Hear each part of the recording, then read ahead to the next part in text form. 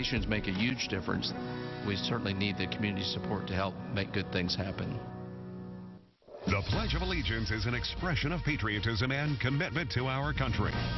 I pledge allegiance to the flag of the United States of America and to the republic for which it stands, one nation, under God, indivisible, with liberty and justice for all.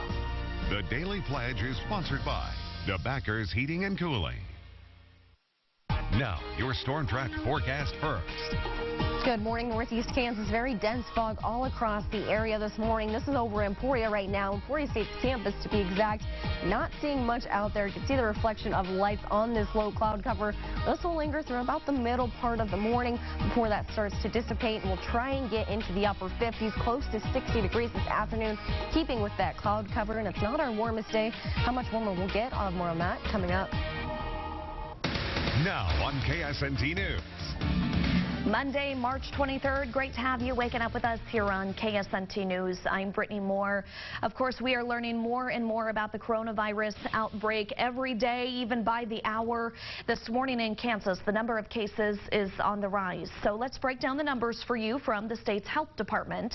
We are now learning there are several new cases of the virus in Kansas. Officials over at the state's health department say we are now up to 64 positive cases in Kansas, including 2 people who have now died from the virus. The new cases identified are in Butler, Douglas, Johnson, Sedgwick, and Wyandotte counties. We also have learned there are 2 positive cases now in Lyon County. The Lyon County Public Health Department has just released this information, so those 2 cases are not yet included in the state's official total numbers. The official count is updated on a daily basis, so once we do hear from officials at the state level later on today, we'll keep you updated on the new official count of confirmed positive cases. Well, the same goes for Reno County. New overnight, officials there and the state health department now confirming the 2nd presumptive positive case of COVID-19. They say the patient is a man in his 40s. He contracted the virus from traveling. Now, this case is also not in the state's grand total this morning, again, until those numbers are updated later on today.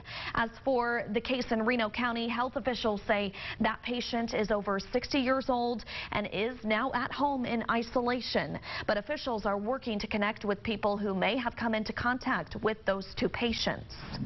Health officials in Douglas County are telling people to prepare to stay at home. We have a live look over Lawrence right now. The order will start at midnight tomorrow and tentatively last until April 23rd. So people there are only allowed to leave their homes for things like caring for family, getting food, or work that's deemed essential by health officials. They go on to say KU students can still move things out of their dorm rooms, and KU staff can get things from their offices during this time period. People in Kansas City also preparing for a lockdown. Officials with Jackson, Johnson, and Wyandotte counties, along with the city of Kansas City, are now announcing a stay-at-home order as well. This runs the same period as Douglas County, tomorrow through April 24th, tentatively. Officials there say people can leave their homes for essentials. Again, the difference here, though, officials note that people are not allowed out for events like weddings, funerals, or wakes. Right now, people all around the country and the world, as you know, also seeing the impacts of the pandemic. So here's what's happening right now. Canadian leaders say they will not send athletes to the 2020 Olympics in Tokyo, and they're calling on Olympic organizers to delay the games by a year.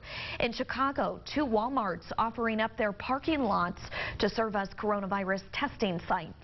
And the U.S. Senate is set to vote again later on today on the stimulus bill.